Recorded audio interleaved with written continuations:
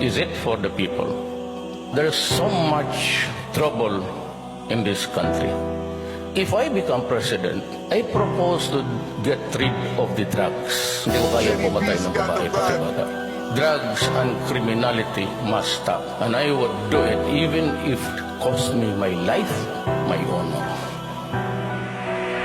Nakakatakot na ang mga balita. Paano na ang kaligtasan ng mga mahihina? Paano na ang kabataan at babaeng inosente kung wala nang magmamalasakit tulad ni Duterte? Makakaikot ka pa ba sa kalsada sa gabing wala kang iisipin na trahedya? Paano ang ating magulang bawat araw di kampante kung mawawala sa Pinas ang isang Duterte?